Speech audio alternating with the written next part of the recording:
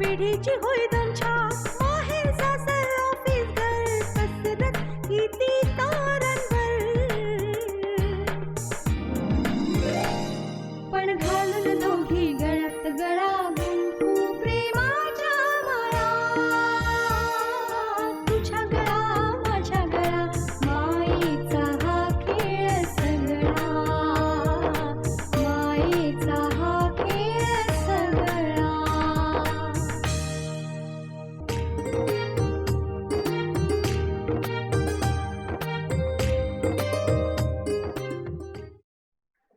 मेधा, अगं हे यायची वेळ झाली. तयार आहे ना सगळं? आल्या आल्या म्हणतील जेवायला वाढा. आई सगळं जेवण तयार आहे. आमटीत कोकम घातलायस ना? आणि गुळ घालायला विसरले नाहीस ना? आई अहो नका काळजी करू, ठरल्याप्रमाणे सगळं घातलंय. अगं आपल्याकडे असं वळणच आहे की पुरुषांना ताजं आणि गरम अन्न हवं, आणि तेही घरचंच. लहान मुलांसारखी पुरुषांची बडदास्त ठेवायला लागते. नाही आई, हे वळण फक्त आपल्याच घरी आहे. अहो हल्ली बऱ्याच घरी बायका जॉब करतात. खरंय, जग बदलतंय. पण आमच्या पिढीची गोष्ट वेगळी होती. वेळेवारी लग्न करावं आणि सुखा समाधानानं संसार करावा, बस. या 2 वाक्यात स्त्रीच्या जन्माची कहाणी संपत असे. आई पण हे तुमच्या वेळेला होतं असं नाहीये. त्याआधी सुद्धा बायका नोकरी करायच्या ना, समाजकार्य करायच्या. पण काय आहे ना आई, प्रत्येक घरात राहणाऱ्या माणसाच्या संस्काराचा आणि समजूतदारपणाचा भाग असतो. प्रत्येक घराचे संस्कार असतात, खरंय. मी जेव्हा लग्न होऊन या घरात आले ना, तेव्हा माझ्या आईनं मला बजावलं होतं, सासरच्या चालीरीती सांभाळ. जी स्त्री घरदार सांभाळेल तीच खरी सुगृहिणी. आणि मी तशी वागले. पण तरी मी जगाकडे डोळे उघडे ठेवून बघत होते. त्यामुळे वाटलं की निदान माझ्या सुनेनं तरी चूल आणि मूल याच्यात अडकू नये. अगं तुझं ग्रॅज्युएशन होईपर्यंत थांबायची तयारी होती आमची. पण तुझ्या वडिलांनीच लगेच लग्न करायचा आग्रह केला. आणि मला शिकायची खूप हौस होती. पण बाबा म्हणाले की आता माझा काही नेम नाही म्हणून. तुझंही ग्रॅज्युएशनचं 1च वर्ष राहायला माहित होतं आम्हाला. मी अण्णा आणि रवीला म्हटलं देखील की आपण आता साखरपुडा करू आणि 1 वर्षाने जेव्हा तिचं शिक्षण संपेल तेव्हा लग्नाचा मुहूर्त धरूया. बाबांना नाही विरोध करू शकले मी. बाबांचा आजार पण वाढत होता. ती परिस्थितीच तशी होती. 12 तशी माणसाला पाठ फिरवावी लागते.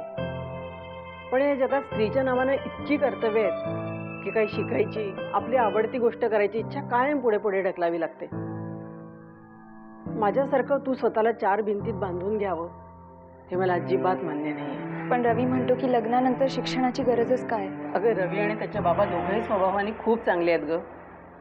पण माझ्या सासूबाईंचं असं ठाम मत होतं की स्त्रीने फक्त संसार सांभाळावा. म्हणजे स्त्रीने मर्यादेत राहून मुलाची, नवऱ्याची सेवा करावी, नवऱ्याला खुश ठेवावं, आणि मुख्य म्हणजे बाईनं आपली अक्कल पाजळू नये, असं त्या म्हणायच्या. आता रवी आणि त्याचे वडील दोघे जण माझ्या सासूबाईंच्या संस्कारात वाढले, घडले. मला मात्र माझी वेगळी मतं मांडायचा आणि त्याच्याप्रमाणे वागायचा कधीच धीर झाला नाही. मेधा, पण मला असं वाटतं की तू माझ्यासारखं या 4 भिंतीत राहू नये, त्याच्या बाहेर पडावं. आई खरंच तुम्ही किती चांगले आहात. म्हणजे मला असं वाटतं ना की तुमचा असाच आधार आणि पाठिंबा मिळाला ना तर मी काहीही साध्य करू शकेन. सासूचं कौतुक पुरे, ते 2 जण येतीलच इतक्यात.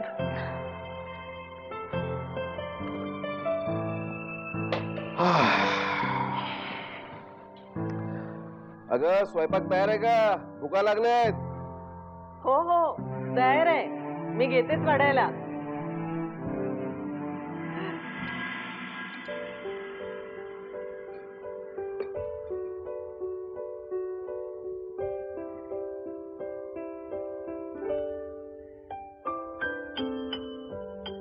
रवी, काय करतोय?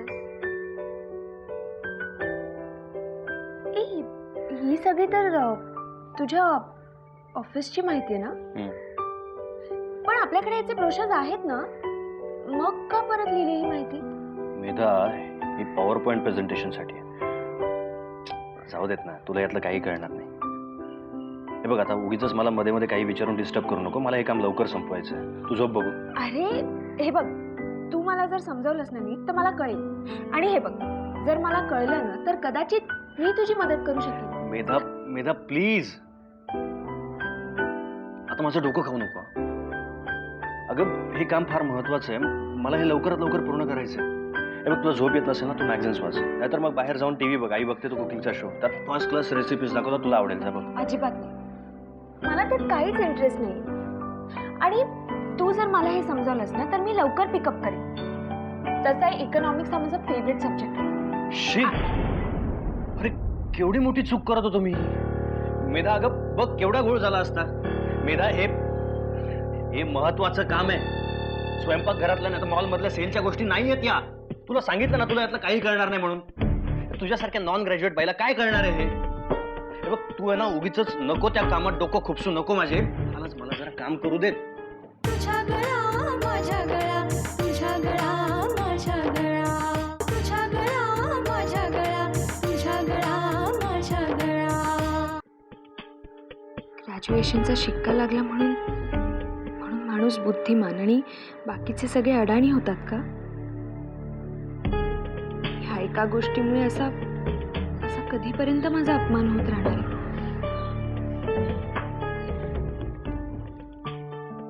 Medha, I am sorry. नाही बघ, मला असं म्हणायचं नव्हतं. पण मेधा, हे काम खूप महत्वाचं आहे. अगं, उद्या आपल्याकडे एक बडी पार्टी येणार आहे. आपल्याला खूप मोठी ऑर्डर मिळू शकते. मेधा, प्लीज समजून घे. मला हे सगळं कळतंय, पण मलाही हे शिकून घ्यायचंय. आणि हे प्रेझेंटेशन जे तू करतोयस ना, ते नक्की काय आहे ह्याची उत्सुकता वाटली म्हणून विचारलं.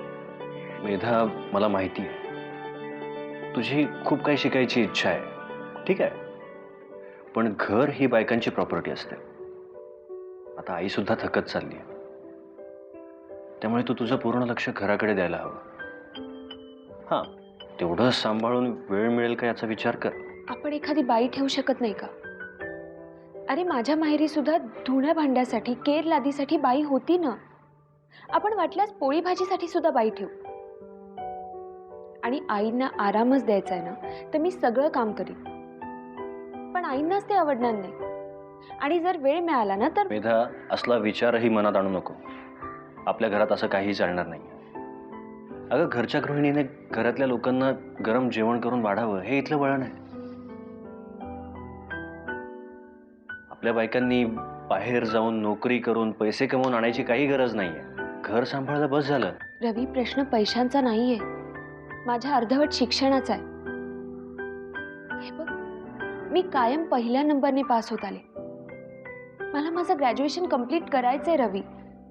माझ्या बुद्धीचा योग्य वापर होईल ना असं काहीतरी करायचंय मला कळतंय, पण घर सांभाळून हे जमतंय का ते बघ. अगं, मी आणि बाबा आम्ही ऑफिसमधून घरी येतो. तुम्ही हसतमुखाने आमचं स्वागत करतात. घर नीटनेटकं आवरून ठेवलेलं असतं. तुम्ही आम्हाला गरम चविष्ट अन्न जेवायला वाढतात. हे या घरचं वळण आहे. हां, हे वळण तुटता कामा नये. पण रवी, थोडंसं ऍडजस्ट केलं तर. मेधा, तुला आम्ही का पसंत केलं माहिती? तुझा नम्र स्वभाव, तुझी आई गेल्यानंतर तू घर ज्या पद्धतीने सावरून धरलंस, ती तुझी हिंमत आम्हाला आवडली. उत्तम गृहिणीचे सर्व संस्कार आणि गुण तुझ्या अंगी आहेत. आणि मलाही अशीच मुलगी हवी होती. हां, तू नॉन ग्रॅज्युएट आहेस त्याबद्दल मला काही वाटलं नाही. हां, आणि ते शिक्षण नसलं तर काही फरकही पडत नाही. माझं ग्रॅज्युएशन पूर्ण का नाही झालं माहितीये? कारण माझे वडील आजारी होते आणि त्यांना त्यांच्या नजरेदेखत माझा संसार बघायचा होता. आणि म्हणून माझं शेवटचं वर्ष राहिलं. मेधा, मला माहिती आहे, पण त्याचं काय आता? त्यापासून काही अडतंय का? तुम्ही सगळे मला का सपोर्ट नाही करत आहात? पण मी घरचंही काम करीन, मी नाही कुठे म्हटलं, पण मला तुमच्या सगळ्यांचं थोडंसं सहकार्य हवं, एवढंच.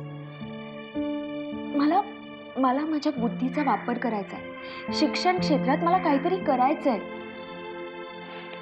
आणि माझं स्वप्न पूर्ण करण्यात मला तुम्ही सगळेच मदत करू शकता ना. मेधा, तू हुशार आहेस हे मान्य आहे मला, पण तू घर कसं नीटनेटकं ठेवायचं, घरातल्या माणसांना खुश कसं ठेवायचं हे कौशल्य आता आईकडून शिकून घे.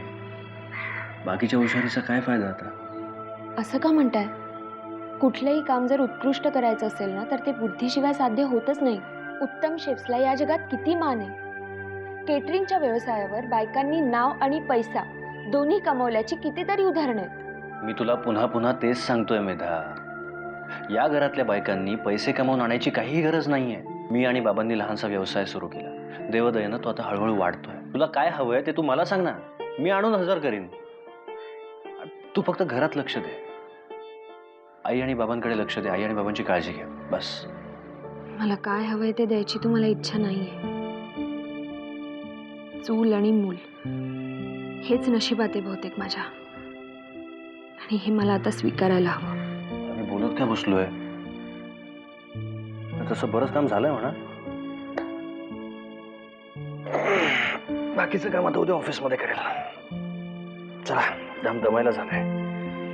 मला उद्या सकाळी लवकर उठावं. की उठवीन. ओके, तू पण झोप. सकाळी आपल्याला लवकर उठायला हवं.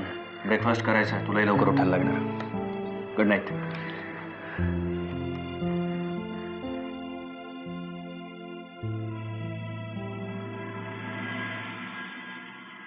हां, ते ॲग्रीमेंटचे पेपर मिळाले की जरा मला मेल करा. हो, okay okay, bye bye bye.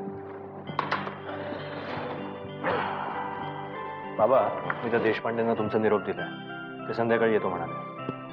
Good good. बरं, अजून काय राहिलंय का? मला जरा एका विषयावर तुझ्याशी बोलायचं आहे. बोला ना. अरे, तुझी आई काय झालं? तर तब्येत बरी आहे ना तिची? काय? ती बरी आहे रे बाबा, पण ती मेधाबद्दल बोलत होती. मेधाबद्दल? आता काय केलं या मेधाने? ही मेधा म्हणजे ना, अरे बाबा, तिने काही केलं नाही रे, पण बाबा बोला ना, काय झालं? काय केलं मेधाने? मेधाला म्हणे शिकायचंय. का रे, काय झालं? गप्पा का बसलास? ती मेधा आईकडे बोलली वाटतं. म्हणजे तुझं आणि मेधाचं? एकदा नाही, अनेकदा. सारखी माझ्या मागे बुणबुण लावलेली असते. बाबा, मला एक कळत नाहीये, या अडाणीबाईच्या डोक्यात हा शिक्षणाचा किडा वळवळतोय कसा? गंगाचं ऐकल्यापासून हाच प्रश्न मला सतावतोय. पण हे फार कठीण आहे रे बाबा. तरी मी तुझ्या आईला सांगितलं की सुनबाईकडे घराचा चार्ज दे. तिला आपल्या घराच्या पद्धती, रीतिरिवाज सगळं शिकव. ती कामसू आहे, हुशार आहे, पण हल्ली ती नाखुश असते. बाबा, तसं काही नाहीये. तसंच आहे. आज इतक्या वर्षानंतर आई प्रथमच मला म्हणाली की आपण दोघं, त्या दोघींना आपल्या कुठल्याही कामात सहभागी करून घेत नाही, ऑफिसच्या कामाबद्दल काही सांगत नाही. अहो, पण त्या दोघींना आपल्या ऑफिसच्या कामातलं काय कळणार आहे? हेच मी तुझ्या आईला सांगितलं. मग ती काय म्हणाली? तिचं नेहमीच उत्तर नाही, घर कामापलीकडे आम्हाला काहीही करता येत नाही असं तुम्हाला काय वाटतं? आता आई सुद्धा काय असं बोलायला लागली आहे? जगाचा काही अनुभव नाही. चूल म्हणजे या बायकांचं विश्व. नको त्या कामात लोकगुळ करतायस. टीव्ही बघितला, पेपर वाचला, बातम्या बघितल्या की आपल्याला काहीही करता येतं असं या बायकांना वाटतं. 9वी पास आहे रे, फक्त 9वी पास. आता मात्र मोठमोठ्या. आणि ही बावळी मेधा, ही पण आईचीच रे ओढते. आता हिला शिकून काय करायचंय? बायकांनी घरातलं काम करावं हे विसरली वाटतं.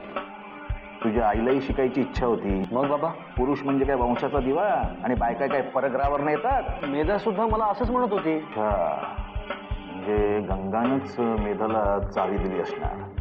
तरीच मेधा सारखं मला शिकायचंय, मला शिकायचंय असं म्हणत असते. त्या मेधाला काय करायचंय आता? मेधाचं शिक्षण अर्धवट राहिलंय आणि मला एक सण शिकून काय करायचंय?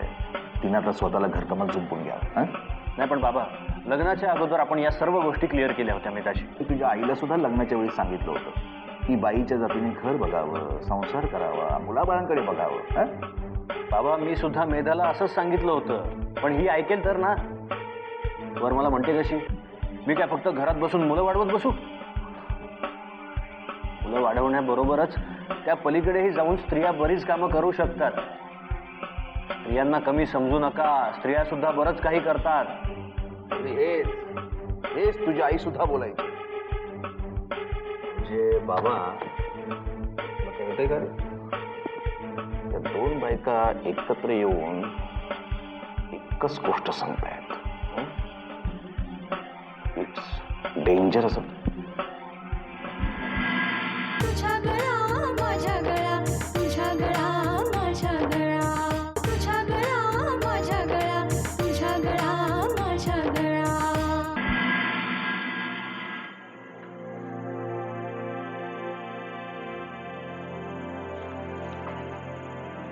मेधा, काय झालं बेटा?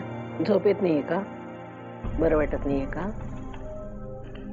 नाही आई, तसं काही नाही. मेधा, मला पण सांगणार नाहीस? आई, मला आज मार्केटमध्ये माझी कॉलेजची मैत्रीण भेटली होती. कॉलेजनंतर पहिल्यांदाच भेटली ती मला. ती एका कंपनीत खूप मोठ्या पोस्टवर जॉबला आहे. तुम्हाला माहिती आहे, कॉलेजमध्ये असताना ना ती जेमतेम पास व्हायची. म्हणजे आम्ही सगळ्या मैत्रिणी तिला चिडवायचो, पण हे सुद्धा तिला कळायचं नाही. पण नंतर मात्र तिने चिकाटीने अभ्यास केला. त्यात तिच्या नवऱ्याने तिला प्रोत्साहन दिलं, तिची मदत केली आणि तिला उत्तम नोकरी मिळाली. किती आत्मविश्वासाने बोलत होती माहिती ती माझ्याशी. मान, प्रतिष्ठा, आज सगळं आहे तिच्याकडे. आज मी कुठेतरी मागे राहिले याची मला जाणीव झाली. तिच्या ह्या प्रवासाबद्दल मला आनंद नाही झाला असं नाही, पण मी मागे राहिले ना याच्याबद्दल दुःख नक्कीच झालं. साहजिक आहे ग. मी ग्रॅज्युएटही नाही हे ऐकून तिला खूप धक्का बसला. तिच्या बाबांची बदली झाली आणि तिचं कॉलेजही बदललं, त्यामुळे इकडची तिला काहीच माहिती नव्हती. पण जेव्हा तिला कळलं ना की मी ग्रॅज्युएटही नाहीये, तर मला म्हणाली, काय करतेस घरी, का बसलीस तू? अगं बाहेर पड, ग्रॅज्युएशन कर. एवढं मोठं क्षितिज पसरलंय तुझ्या समोर.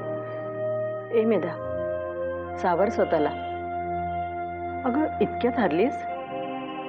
तुझ्यात काय कमी आहे? आणि काय पळून तसे हातपाय गाळून बसलीस? आई, जीवाला खूप लागलं तिचं बोलणं, खूप लागलं. तुम्हाला माहिती ती काय म्हणाली? मेधा, अगं माझ्या डोळ्यासमोर तुझा आदर्श होता, म्हणून जिद्दीने पोस्ट ग्रॅज्युएशन केलं मी, की तू कधीतरी भेटलीस ना तर मला तुझे आभार मानायचे होते. अशी अशी बसू नकोस, घरात आपली बुद्धी बंद करून ठेवू नकोस. मलाच माझी लाज वाटली आई, खूप लाज वाटली. मी अभ्यास करू शकते, हे घर सांभाळून नोकरी करू शकते, पण मी काहीच करत नाही आई, मी काहीच करत नाही. ए मेधा, अगं अजून वेळ गेलेली नाहीये. तुला खूप मिळवायचं आहे आयुष्यात. असा आत्मविश्वास नको गमावू गं पोरी. मी नॉन ग्रॅज्युएट आहे म्हणून रवी माझ्याशी उपहासानेच बोलतो.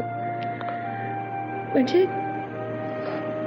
मी जणू काही त्याची सेवा करायलाच आहे असंच वागतो तो माझ्याशी.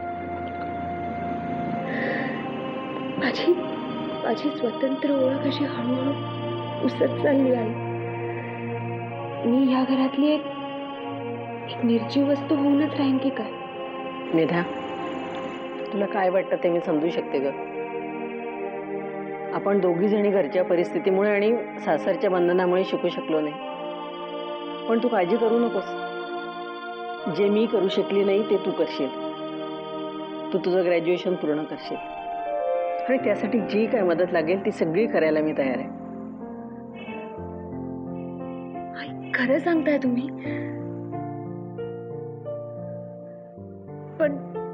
पण बाबा आणि रवी त्यांना चालेल? नाही, रवीला नाही चालणार. त्यांचं तू सगळं माझ्यावर सोड.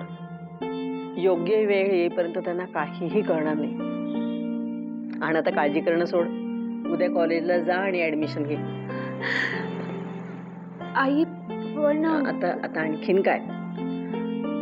फीच्या पैशांचं काय करायचं? हे वेडाबाई, त्याची काळजी तू नको करूस. मी घर खर्चातनं पैसे वाचवले आहेत ना, त्यातनं फी भर. आणि हे बघ मेधा, जिथे इच्छा असेल ना तिथे मार्ग सापडतो. आपण स्वतः अगदी हिमतीनं उभं राहिलत ना की मदतीची सगळी दारं उघडतात.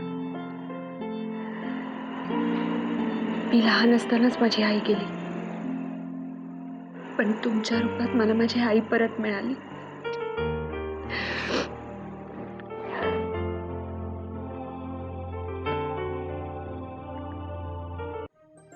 मेधा अगं काय झालं? काम झालं ना? ते पेपर्स पुरेसे होते ना? ऍडमिशन झाली का? आई हो, सगळी कामं काहीही अडचण न येता पार पडली. मेधा अगं दमली असशील ना, चहा घे, जरा फ्रेश वाटेल. तुझ्यासाठी आणते पौष्टिक लाडू. खरंच किती कष्ट घेता ना तुम्ही माझ्यासाठी. स्वयंपाकघरातून तर मला जवळपास हद्द पार करून टाकलंय तुम्ही. फक्त सकाळचा नाश्ता तेवढा मी करते, बाकी संध्याकाळच्या जेवणाची सगळी तयारी तुम्ही करता. आणि अहो पण तुम्ही आमच्याशी ऑर्डर कॅन्सल. अहो नाही, पण तुम्ही आमच्याशी असं कसं वागू शकताय? हे बघा आम्ही डबकायला येऊ वर्षाने. अहो नाही, हे बघा याच्यावरती ना आपण एक तोडगा काढू शकतो. आपण शांततेत बसून बोलूयात ना. मोहनराव हे बघा, तुम्ही असं नाही वागू शकत आमच्याशी. हॅलो, हे बघा, अगदी हाडाचा व्यापारी जरी असला ना तरी अशा पद्धतीने वाईट दिल करून समोरच्याचा विश्वासघात करू शकत नाही.